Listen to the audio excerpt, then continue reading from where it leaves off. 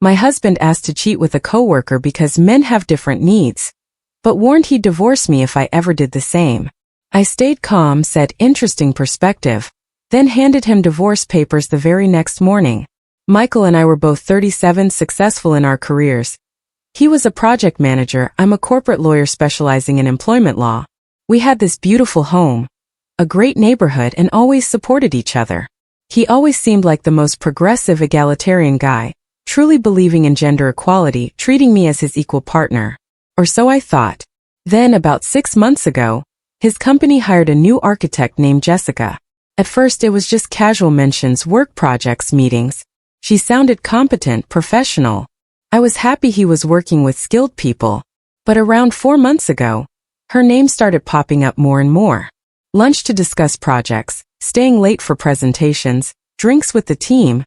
When Jessica suggested it. Nothing too unusual, Michael was always social.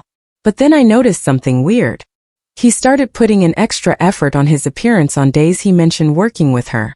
More time on his hair, his nicest shirts, even cologne. He never did that. When I'd compliment him, he'd just brush it off. Oh, just trying to look professional for important collaborations. I didn't think much of it then, but looking back, it was the first crack in the facade. About 3 months ago, things really shifted. Michael started working even longer hours, traveling more frequently. But instead of coming home drained, he was energized, talkative. He'd tell these detailed stories about creative solutions he and Jessica had developed, and I could hear this genuine excitement in his voice when he talked about their professional partnership. It was different. Then came the philosophy lessons.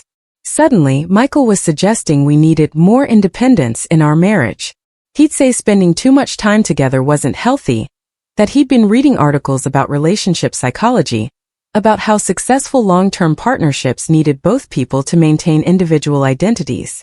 He actually suggested we should have more separate activities, different friend groups. I was floored.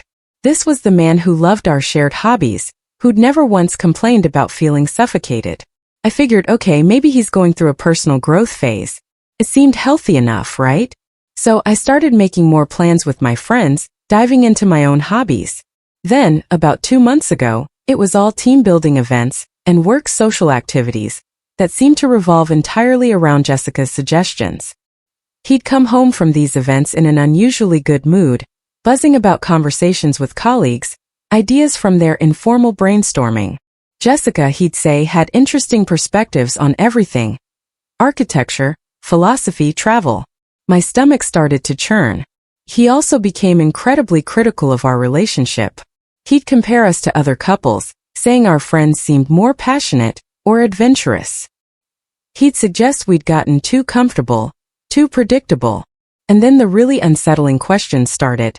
Do you think people can love more than one person at a time? Is monogamy really natural for humans? I tried to laugh it off, but a knot of dread was tightening in my chest. The most concerning change was his sudden obsession with alternative relationship models. He'd bring up articles about open marriages, polyamory, asking what I thought about couples who allowed for outside relationships or emotional connections. When I'd say I was happy with our monogamous marriage, he'd accuse me of being closed-minded, not considering all the possibilities for human connection. And then the gender differences. Oh, the gender differences. He'd spout things like men and women have different emotional and physical needs, that expecting one person to meet all of another person's needs was unrealistic. He'd suggest men were naturally more inclined toward variety and stimulation, while women were more focused on security and emotional connection.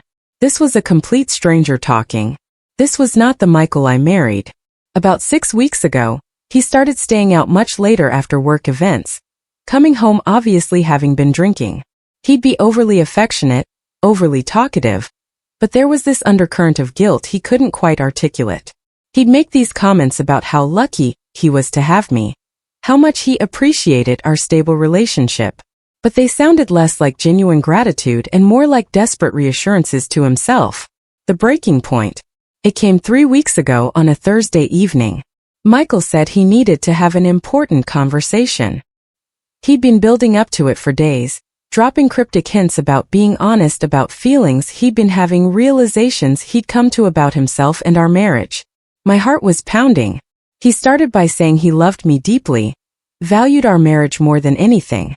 He'd been doing a lot of thinking about relationships and personal growth, and had come to conclusions about what he needed to be truly happy and fulfilled. He hoped I would understand and be open to an honest discussion about our future. Then he dropped the bomb. He told me he'd developed strong feelings for Jessica. He believed they had a special connection he couldn't ignore. Their professional collaboration had evolved into a deep friendship and intellectual partnership that had awakened feelings he hadn't experienced in years. Jessica, he claimed, understood him in ways that felt new and exciting, and their conversations challenged him to think differently about life and relationships. He explained he'd been struggling with these feelings for weeks, and decided he needed to be honest with me. He didn't want to sneak around or lie, which he felt would be disrespectful. He wanted to handle the situation with integrity and transparency. What came next was the most shocking, the most infuriating part of the entire conversation.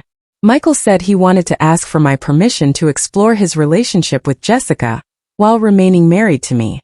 He actually said he believed it was possible to love more than one person at a time, and that his feelings for Jessica didn't diminish his love for me.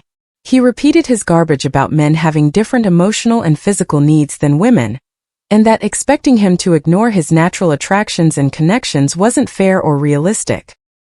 He even trotted out the line about successful progressive couples having these arrangements, as long as they were honest and transparent. He truly believed our marriage was strong enough to handle this, that it might even make us stronger, by removing the pressure of having to meet all of each other's needs. He'd researched relationship models, he said. He thought this could work for us. I just sat there, my mind reeling. My husband, the man who preached equality, was asking for a one-sided open marriage. I had to hear him say it. So, if I wanted the same freedom to pursue outside relationships, that would be okay? His answer was immediate, chilling.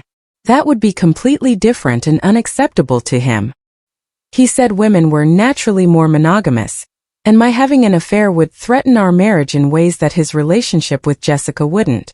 He went on about how men were biologically programmed to seek variety and stimulation, while women were designed to focus on building secure pair bonds. If I had an affair, it would mean I was emotionally disconnected from our marriage and looking to replace him. But his feelings for Jessica? Oh, that was just about exploring an additional connection while maintaining his primary commitment to me. When I pointed out the obvious glaring double standard, he actually said I was missing the point, not understanding the fundamental differences between male and female psychology. He claimed research showed that men could compartmentalize physical and emotional relationships in ways that women couldn't. My affair would be a threat, because it indicated deeper problems, while his was just personal growth and expanded experiences. And then the ultimate threat. He said if I ever cheated on him, or even considered an outside relationship, he would immediately file for divorce. Because that would prove I didn't respect our marriage or value our commitment. The fact that he was asking for permission, he said, showed how much he respected me and our relationship, while me doing the same thing would be a betrayal of everything we'd built together. I just sat there listening to this absurd monologue, trying to process the sheer audacity, the level of entitlement and hypocrisy. The man I married, who had always claimed to believe in gender equality and mutual respect, was asking for permission to cheat while threatening to divorce me if I ever did the same thing. He was using pseudoscientific nonsense to justify a completely selfish arrangement that would benefit only him. Instead of getting angry, instead of arguing with his ridiculous logic, I simply said, "That's an interesting perspective. I need some time to think about what you've shared with me." He looked relieved that I hadn't immediately rejected his proposal. He was glad, he said, that we could have such an honest conversation. He hoped I would consider the possibilities and be open to exploring new relationship models. That night, while Michael slept peacefully next to me, apparently confident he'd handled the situation brilliantly, I stayed up. I researched divorce lawyers. I researched procedures. I spent hours reading about asset division, spousal support, the whole process in our state. I drafted a detailed summary of our shared assets, debts, property.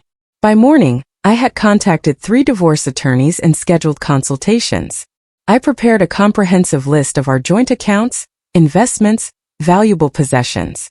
I took photographs of important documents, made copies of financial records, and stored them in a secure location outside our home. When Michael woke up, he was eager to continue our conversation. He asked if I'd had time to think about his proposal, if I was ready to discuss the practical details of opening our marriage. He was excited about the possibility of being more honest and authentic, exploring new dimensions of personal growth. I looked at him calm as could be. "Michael," I said, "I have indeed thought carefully about your proposal, and I've come to a very clear decision about our relationship." I told him his request had helped me understand some fundamental incompatibilities between us that I hadn't recognized before. I explained that his willingness to ask for something he would never tolerate from me showed a level of selfishness and entitlement that I simply couldn't accept in a partner. Then, I handed him the divorce papers I'd prepared during the night. "Since you feel you need the freedom to explore relationships with other women," I told him, my voice steady, "you should have that freedom. As a single man, not as my husband." I said I wasn't interested in being married to someone who believed that marriage vows applied differently to men and women, or who thought asking for permission made cheating acceptable. He was absolutely stunned. He said he'd never expected me to react so extremely to his honest communication. He thought I was more open-minded and progressive. He actually said lots of couples worked through these kinds of challenges, and that filing for divorce was a drastic overreaction to what he tried to present as a reasonable discussion. "Michael," I explained, "your proposal wasn't reasonable or progressive. It was selfish and hypocritical. Truly progressive couples who have open relationships establish mutual agreements based on equality and respect, not arrangements where one partner gets freedom while the other gets threatened with divorce for wanting the same thing. Your entire proposal was based on outdated, sexist assumptions about gender differences that have no basis in reality." He tried to backtrack, said he was willing to negotiate the terms, that we could work out something that felt fair. He hadn't meant to imply I couldn't have outside relationships, just that we'd need different boundaries based on our different needs and comfort levels. He suggested counseling. "I'm not interested in negotiating an arrangement that starts from the premise that your desires are more valid than mine," I told him. "Your willingness to threaten divorce if I did exactly what you were asking permission to do showed your true feelings about equality and respect in our relationship. I'd rather be divorced than married to someone who saw me as having fewer rights and freedoms than he had." He spent the next several hours alternating between trying to convince me I was overreacting and getting angry that I wasn't willing to discuss his proposal more rationally. He said I was throwing away 9 years of marriage over a hypothetical situation that might never even arise. He was just being honest, not sneaking around, and I was punishing him for his transparency and communication. "Transparency," I pointed out, "would have involved telling me about your feelings for Jessica months ago, when they first developed, not after you'd already been having an emotional affair and wanted permission to make it physical. Your honesty was really just a way to get approval for something you'd already decided to do, not genuine openness about your emotional state." Finally, he admitted it. He and Jessica had already kissed. They'd been having intimate conversations about their feelings for each other. Nothing physical beyond that, he swore, but they both acknowledged their mutual attraction and connection. He wanted my permission before taking things further, because he respected our marriage and didn't want to be deceptive. Learning that he had already been cheating emotionally and physically just solidified my decision. "Asking for permission after already crossing boundaries isn't respectful, Michael," I told him. "It's manipulative. You'd already violated our marriage vows, and now you're trying to get retroactive approval for your behavior, while ensuring I couldn't do the same thing." The divorce process moved quickly. No children, finances relatively separate. He initially tried to contest, suggesting counseling or separation, but when he realized I was serious, he became cooperative. He moved out within 2 weeks and immediately began openly dating Jessica. Apparently, his concern about taking things slowly and being respectful of our marriage disappeared as soon as our separation became official. Mutual friends started telling me they'd seen them everywhere, clearly in a full-blown relationship, not the cautious exploration he'd described. The most satisfying part of this whole situation was seeing the reactions of our mutual friends and his family. When people asked what happened, I was completely honest about Michael's proposal and the double standards he tried to establish. Most people were horrified by his entitlement and hypocrisy. His own sister called me, apologizing for her brother's behavior, embarrassed by his attitude toward marriage and women. She said she'd always thought he was more progressive, more respectful, and that his proposal showed a side of him she'd never seen. She supported my decision, said I deserved much better. Several of our mutual friends reached out too, expressing shock, saying they'd noticed him acting differently around Jessica, but hadn't realized the extent of his emotional affair. Some even admitted they'd been uncomfortable with how openly flirtatious Michael and Jessica had become at group gatherings. His reputation, both socially and professionally, was significantly damaged. People told me they'd lost respect for him, questioning his character and judgment. That one-sided open marriage proposal, threatening divorce if I did the same? It struck most people as incredibly selfish and hypocritical. The divorce was finalized 2 months ago. And honestly, I've been amazed by how much happier and more relaxed I feel as a single woman. I realized I'd been accommodating his increasingly selfish and entitled behavior for months, without fully recognizing how much it was affecting me. Living alone has reminded me of who I am outside of trying to manage someone else's emotional needs and contradictions. I've been able to focus more on my career and personal interests without having to consider his opinions or preferences. I even got a promotion at work that I've been working toward for over a year. I've started traveling, pursuing hobbies he never supported. I feel like I've rediscovered parts of myself I'd suppressed to maintain harmony in that marriage. Michael, meanwhile, has been struggling more than he apparently expected. According to mutual friends, Jessica turned out to be much more demanding and dramatic than he anticipated. She apparently expects constant attention and validation, pressuring him for grand romantic gestures and expensive commitments much faster than he's comfortable with. People have told me he's made comments about missing the stability and comfort of our marriage, wondering if he made a mistake. He's apparently complained that Jessica doesn't understand him the way I did, that their relationship requires much more emotional energy. Some friends think he's already regretting his decision, but is too proud to admit it. Update 1. It's been 4 months since my divorce was finalized, and the aftermath of Michael's ridiculous proposal has continued to unfold in ways that have been both vindicating and frankly entertaining. His relationship with Jessica has predictably imploded, and the consequences of his actions have affected not just his personal life, but his professional reputation as well. About 2 months after our divorce was final, I started hearing through mutual friends that Michael and Jessica's relationship was having serious problems.